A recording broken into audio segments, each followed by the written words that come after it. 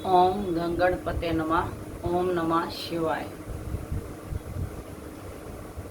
मेरे YouTube channel देखने वाले सभी दर्शकों को मेरा प्यार भरा नमस्कार। आज मैं आपको सावन के महीने में जो पर्व आए उसकी वीडियो डाली। और आज आपको मैं एक बात बताना चाहती हूँ, सावन का महीना हो और नागपंचमी ना आए, ये कैसे हो सकता है। शिव जी का महीना, सावन का महीना पूरा शिव जी के लिए ही समर्पित होता है। और जो शिव जी की पूजा करते हैं, भोले भंडारी की पूजा करते हैं, शंकर जी की पूजा करते हैं, उनके लिए तो यह महीना बड़ा ही शुभ और पवित्र कहते हैं। क्योंकि शिव जी के सोमवार के व्रत, कई स्त्रियां जब इसमें व्रत शुरू करती हैं तो उनको विवाह, किसी के पुत्र नहीं होता, किसी का संतान नहीं होता, जो कामना मांगती हैं और भोले भंडारी वो कामना पूरी करते हैं। तो आज जो मेरा वीडियो बनाने का एक महत्व था, वो एक यही महत्व था कि 13 तारीख को नागपंचमी आ रही है। तो 13 तारीख का अंक विद्या से 4 नंबर होता है और राहु का होता है। तो नागपंचमी का दिन बहुत ही शुभ होगा, क्योंकि अंक भी 4 है और नागपंचमी भी है। जिनके काल सर्प दोष के योग हैं या जिनकी कुंडली में काल सर्प योग दोष चल रहा है या जिसको राहु की दशा चल रही है, वो अगर नागपंचमी के दिन अपने घर में 7 नागों की आकृति बना दे, नाग और नागिन की आकृति बना दे और किसी दीवार पे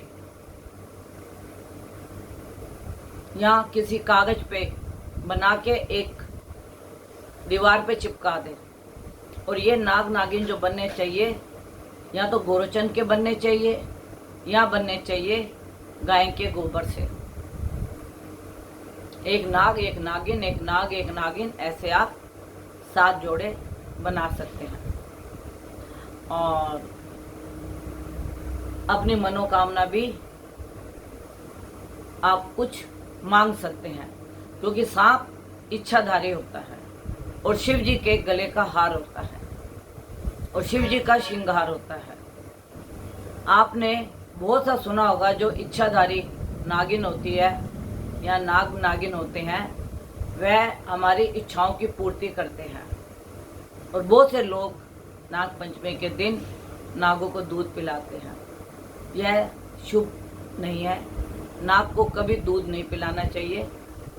नाग की पूजा करनी चाहिए, प्रार्थना करनी चाहिए, किसी गरीब को दान दे देना चाहिए।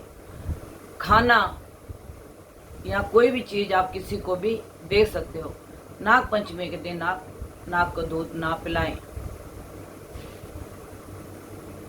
दूसरा, इच्छाधारी सांप हमारी चाहे स्वप्न में आए, चाहे कुंडली में बैठा हो, ऐसा योग, ऐसे योगों से लोगों की हर मन की इच्छा पूर्ण होती है।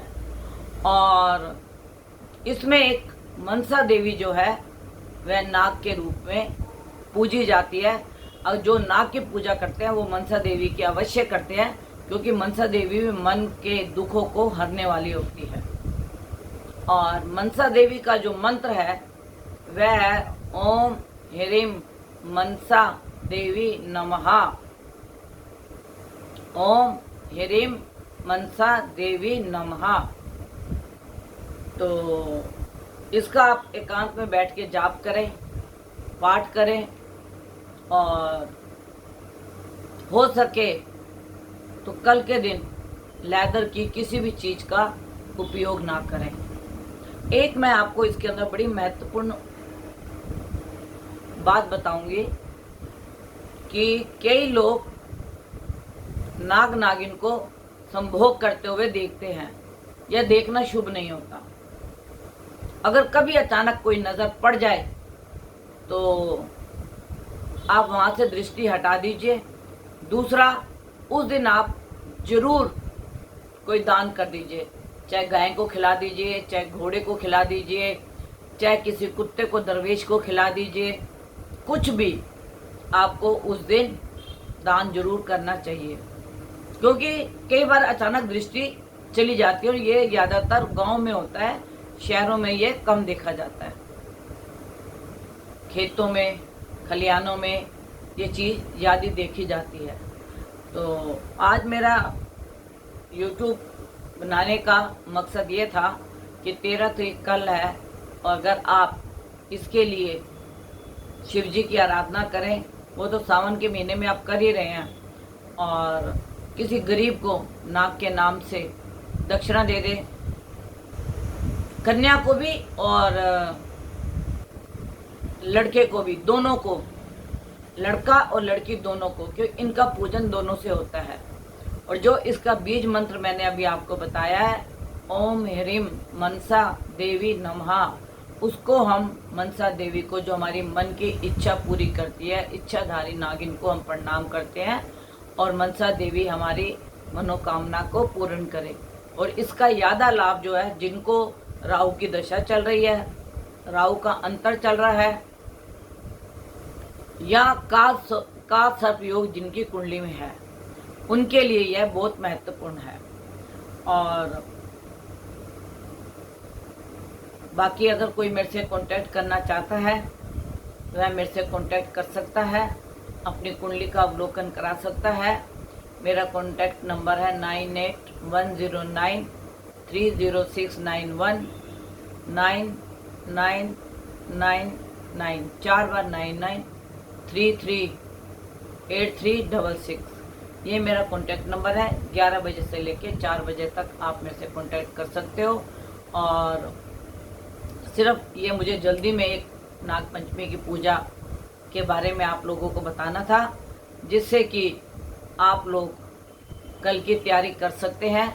गोरोचन हो तो बहुत अच्छी बात है, गोरोचन ना हो तो आप गाय का उपला ले आए, और उसमें अगर सूखा हो तो उसमें थोड़ा सा पानी मिला के उसको पतला करके 5-7 नाग नागिन के जोड़े आप चाहे तो दीवार पे बना सकते हैं, और चाहे तो आप किसी कागज में बना के अपने किसी भी जगह पे उसको आप चिपका सकते हैं।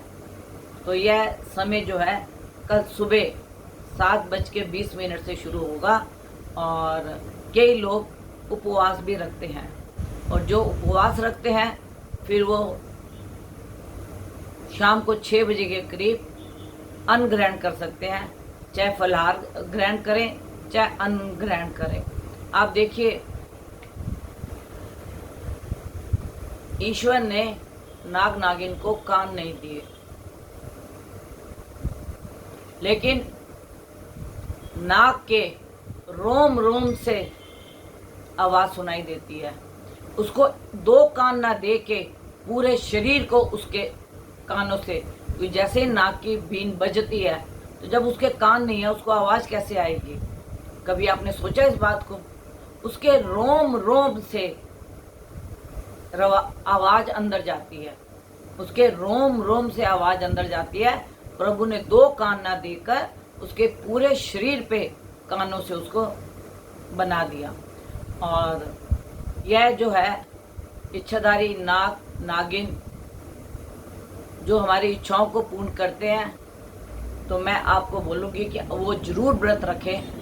और अगर आप व्रत रखते हैं तो आप देखिए आने वाली अगले साल की नाग पंचमी तक आपकी पूरी मनोकामनाएं पूर्ण होंगी।